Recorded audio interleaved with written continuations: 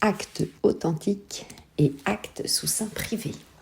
Bonjour à toutes, bonjour à tous, ici Sophie Vergès, je vous souhaite la bienvenue sur cet nouvel épisode de podcast de la saison 3, l'épisode E4. Cet épisode a été créé à la demande de Sylvain et Julien.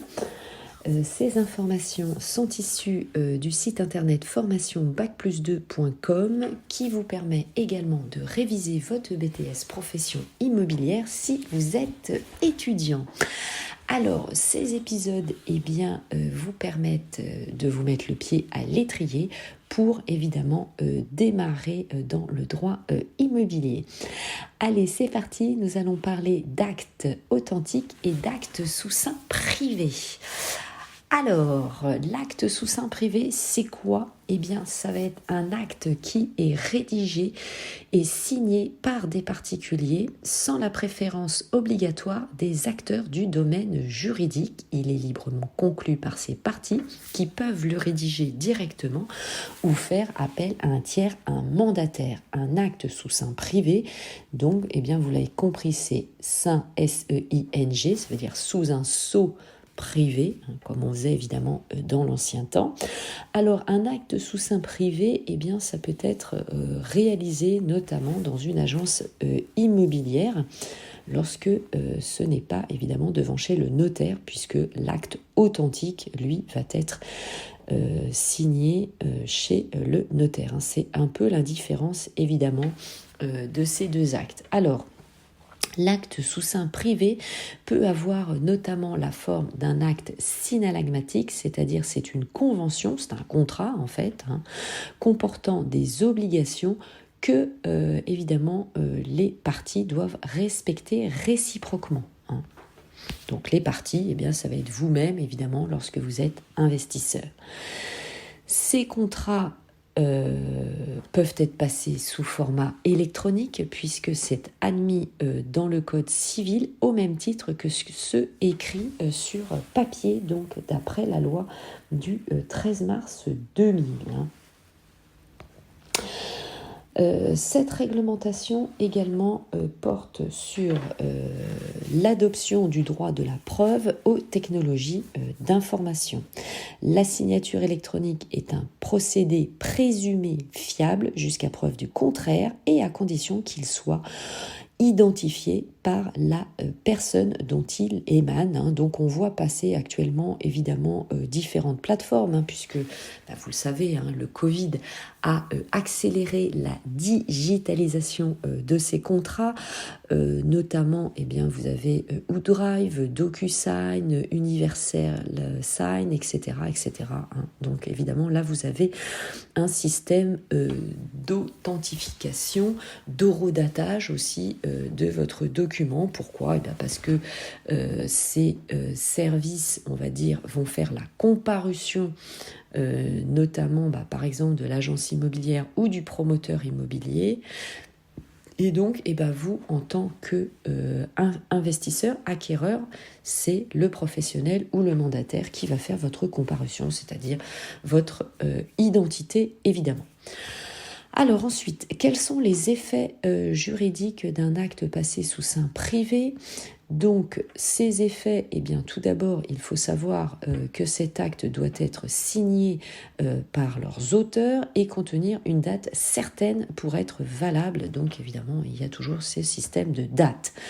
Pour s'il y a contestation, contester cet acte signifie que la personne concernée doit avouer ou désavouer formellement son écriture ou sa signature. Donc attention évidemment, si vous signez ce type d'acte et que vous contestez, parce que là évidemment la posture est très délicate pour vous. Donc dans le cas d'une contestation, l'intervention d'un juge est nécessaire pour régler le conflit et décider de son exécution. Donc quand vous signez évidemment un acte, il faut aller jusqu'au bout. Donc attention, c'est sérieux.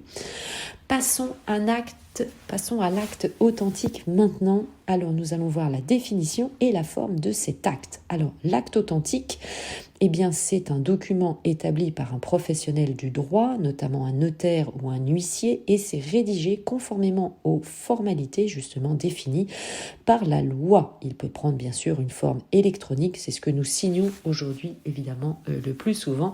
C'est très rapide, vous avez d'ailleurs le contrat, les annexes, tout est attaché au document.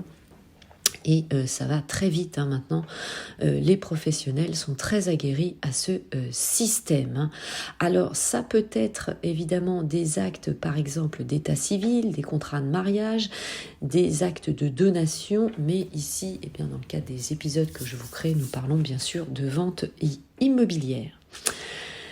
Les personnes physiques ou morales peuvent choisir de faire d'autres actes selon cette forme, comme notamment des prêts, des contrats commerciaux ou des actes de contrats de société. Donc voilà, donc un acte authentique, vous voyez, ça prend une consistance complètement différente qu'un acte sous seing privé. Alors, voyons maintenant les effets juridiques. Eh bien, il faut savoir que l'acte authentique a une force qu'on appelle probante, puisque 1, il comporte une date certaine, et 2, évidemment, il y a la signature des parties, c'est-à-dire la vôtre, en tant qu'investisseur acquéreur, et évidemment celle de votre ou de vos vendeurs. L'officier, qui est par exemple le cas du notaire, pour les ventes immobilières, va vérifier les informations auxquelles les parties doivent s'y soumettre. Donc, toutes les informations, évidemment, nécessaires à la rédaction de cet acte. L'acte a également une force exécutoire. Il est exécutoire de plein droit, telle une décision judiciaire. Donc, pareil, eh bien, si vous signez un acte authentique, eh bien, ça a une valeur évidemment très importante. Concernant la sécurité judiciaire, eh bien, les actes solennels, c'est-à-dire les actes importants pouvant prendre la forme d'un acte authentique, mais il faut savoir que la loi peut imposer ce choix, notamment justement comme les contrats de mariage, les donations, les ventes immobilières et les prises d'hypothèque. L'opposabilité au tiers, eh bien, comme je vous le disais, dès qu'il y a un litige, il faut savoir que l'acte authentique va constituer une preuve et ne peut pas être ignoré des tiers, c'est-à-dire des autres. Évidemment, il est opposable et produit donc des conséquences juridiques à respecter obligatoirement. L'acte authentique, bien sûr, comporte une date certaine, ce qui s'avère nécessaire, surtout dans le cas d'une application de délai. Alors, avant de terminer cet épisode, je vous rappelle que nous pouvons échanger, bien sûr, via mes différents réseaux sociaux.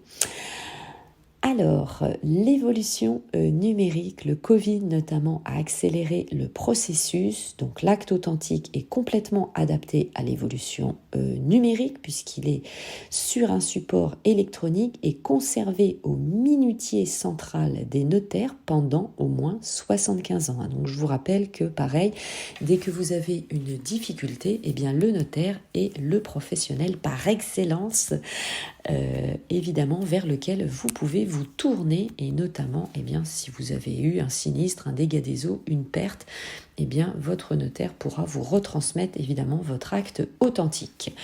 L'acte donc garde sa force probante et en cas de copie sur un autre support grâce à la signature de votre notaire. Merci à vous d'avoir écouté cet épisode. Merci à Sylvain et à Julien de leur demande. J'ai été ravie évidemment de créer cet épisode pour vous. Merci à tous, portez-vous bien, bon investissement, ciao, bye bye et à tout de suite en commentaire.